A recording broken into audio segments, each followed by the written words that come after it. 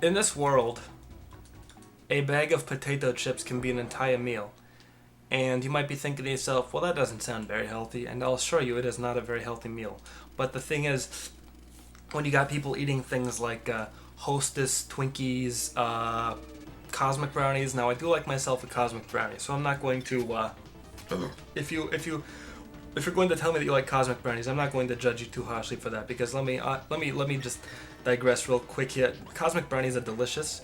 They are not good for you, obviously, but they are very good. The oatmeal cream pies, I used to eat those every day when I was going to college, and I had to stop once I realized that you can buy like a single oatmeal cream pie for like 50 cents some places, and then I'm like, wow, this is delicious, and I will eat this right now.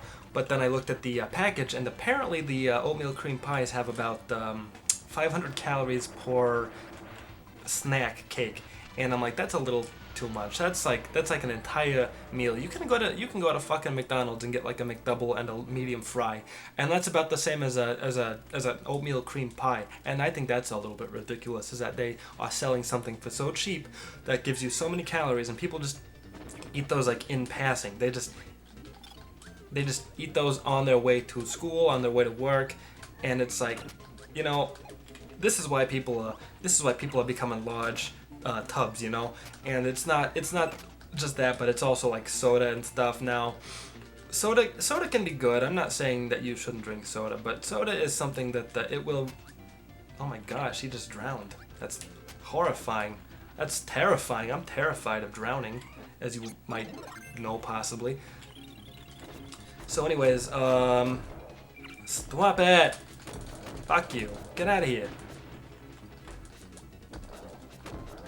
I am not an open-minded person. I will blow you up with bombs. So yeah, people are eating these snack cakes all willy-nilly, and it's fine. And like I was saying earlier, potato chips can be an entire meal, because you can get some potato chips that are actually not that high in calories. Now, I got these things called veggie chips, and it's basically just like potato paste, I guess. And you might think that sounds kind of gross, and believe me, a lot of the things that I eat are kind of gross. But when you eat them enough, you get used to the taste. It doesn't become as big of a thing for you. You become okay with it. Kind of like drinking V8, I used to think V8 was gross. I'm like, that's just something that you pour in chili when you're making chili with your papa on Sunday football. And for a while that was the case, but then I'm like, this one's called spicy hot, and I like spicy things. I like to spice it up. I'm a spicy fella.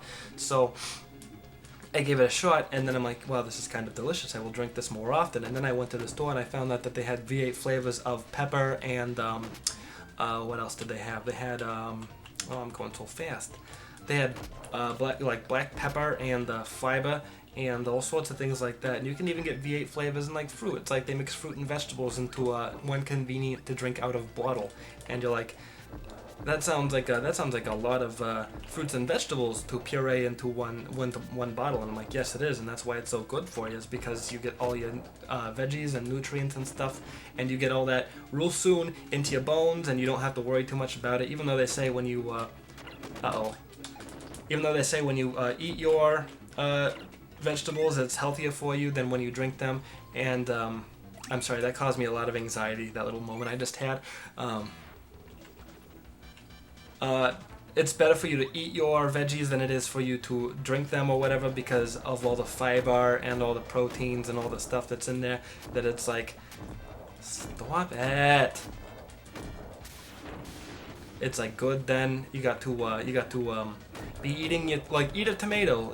People think that tomatoes are gross to eat like by themselves, but they'll be fine with like eating ketchup or tomato sauce on the spaghetti bolognese, all sorts of stuff like that. It's like, tomatoes is a good thing to just have in your body, except they do get a little bit acidic, so you don't want to have tomatoes that's been packaged in like styrofoam or metal containers, because I guess that's a problem for some people. Some people think that that's a bad thing, and you can certainly do some of your own research on that. I don't know the exact science behind it, but that's what I was hearing people talking about. And would you like to give that back, please? thank you very much.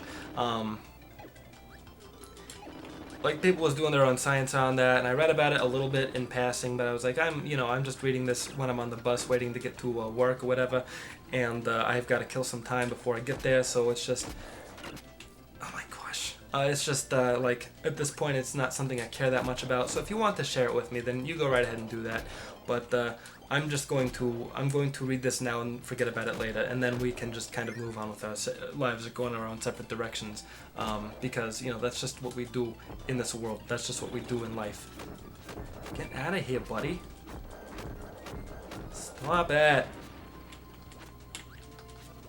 I put up with a lot. And this just goes to show.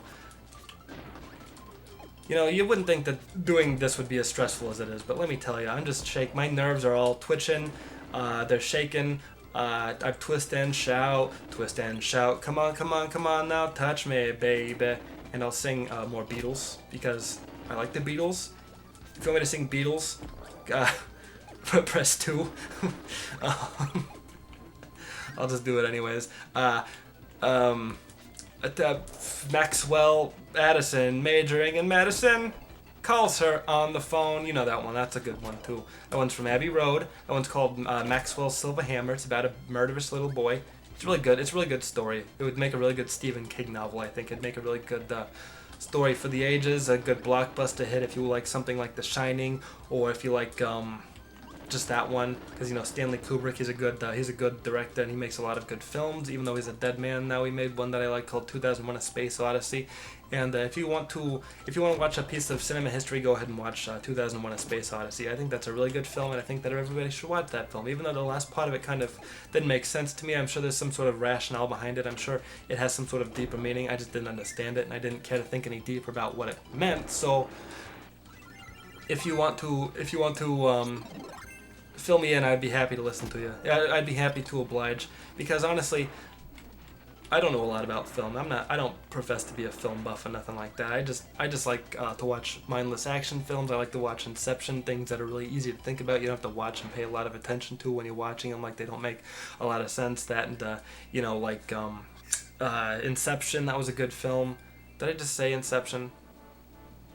I said Inception. I meant or what is it with Ryan Gosling, Drive. That's a good movie. He's driving a car. It's real funny. There's a lot of good jokes in there. It all made a lot of sense to me, and they told the story in a way that really made sense. So I'm like, yeah, this is good. I can get behind this. So yeah, let's just kind of do that from now on. Let's be people who talk about movies all the time, because those people never get tired. You never get tired of listening to people like that. They just have so much to say, and it's always so interesting talking about Tilda Swinton and Dennis Hopper and James Avery, who I actually share a birthday with, him and Jimi Hendrix and Bill Nye the Science Guy, and I think even Jaleel White. So if you want to go, it should be really easy to figure out what my birthday is now based off of that information alone. So if you want to go find out, and don't post that in the comments, because I will get really mad at you and I will block you, and then you will never be able to partake in my conversations ever again.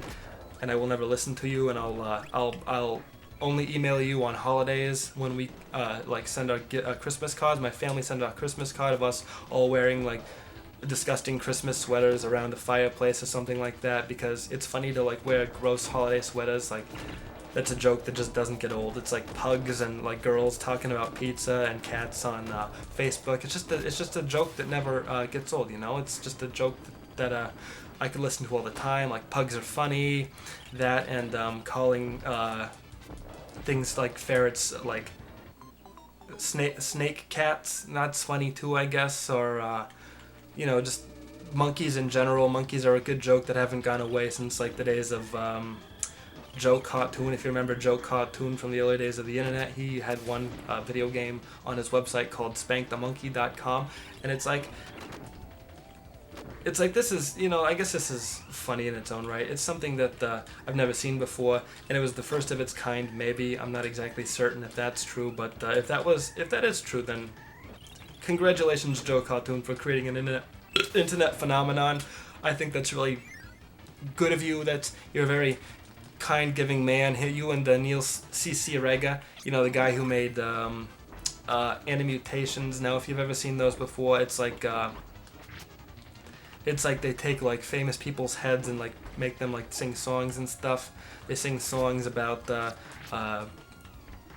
Japanese and Mr. Bean or JJ the Jet Plane. You all know what I'm talking about. If you're veterans of the internet, the early days of the internet like I am, you should know exactly what I'm talking about. This shouldn't be such a big mystery to you like it appears to be, because you don't seem to be knowing what I'm talking about. And it's like, if you just listen for a second, you'd figure it out. It's not a big fucking mystery what I'm talking about. I'm being very transparent right now, like I like to be. I like to be transparent, because being transparent, it's really important, I think, if you want to try to maintain a relationship with people that you've never met before, is having some level of transparency. So if you ask me a question, I will answer it. That is a guarantee. If it's not a very good question, or if it's a question that isn't appropriate, I will still answer it, but I will give you a joke response. And let's be honest, I'll give you a joke response anyways, because I'm not a very serious man. I don't like to take things seriously.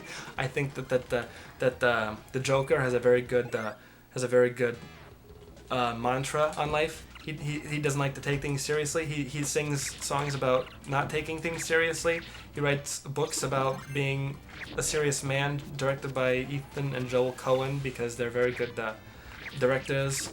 And if you've ever seen a Serious Man starring John Turturro, he was also Jesus in The Big Lebowski, and he was also in several other Coen Brothers films. You know all about it. You know what I'm talking about, because the Coen Brothers, they go way back. They've got a lot of good films, like No Country for Old Men. That's a good one. I like that one a lot, and you should watch it. Even though it didn't make a lot of sense to me, I'd still give it a shot.